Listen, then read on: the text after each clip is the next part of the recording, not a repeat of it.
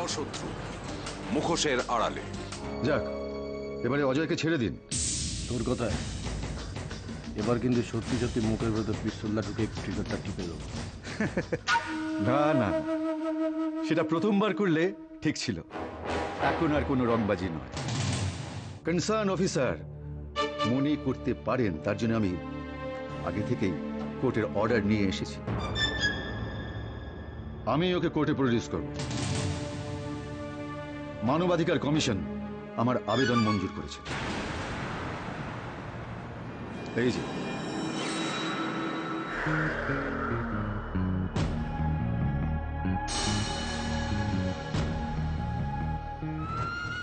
অরিজিৎ, আমার মতন কৃষ্ণকে কারাগারে আটকে রাখা তোর কোনো কংসের কাজ না রে। তুই যাবি না আবার কেলানি খাবি, কোনটা বলা যায়? চলুন চলুন চলুন এরো।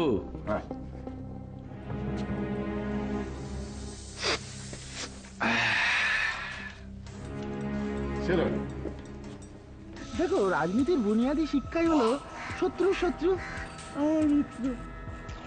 অজয় শত্রু হচ্ছে অমিত, অরবিন্দ আর অরিজিৎ। আমার মনে হয় কি জানো তো, ছেলেটাকে না বাইরে খামাখা ফেলে রাখাটা ঠিক হবে না। দলে শয়তানের নাম নিয়েছো আর শয়তান অজয় বাবু।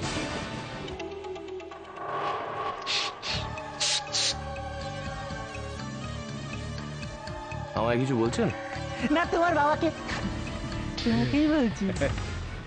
তা আপনাকে কে রিলিজ করলো? বিকাশ বাবু তো?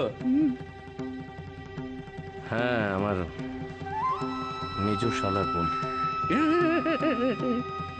বিকাশ বাবু আমাদের লোক। আপনাকে রিলিজ করার জন্য যে কাগজপত্রগুলো প্লেস করেছে না, সব জাল। একদম না।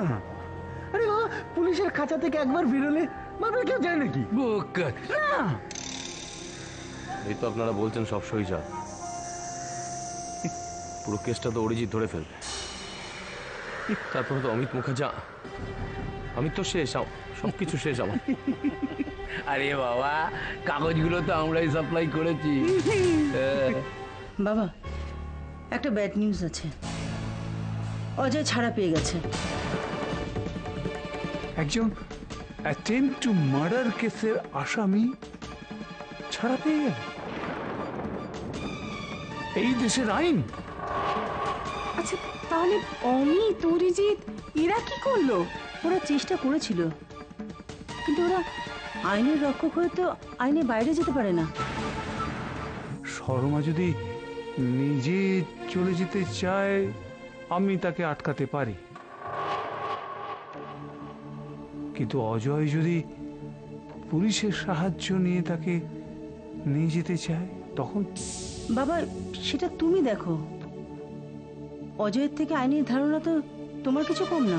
ফের শর্মাকে নিয়ে অশান্তি করবে? করবেই বাবা। অজয় এবার বদলা নেওয়ার চেষ্টা করবে।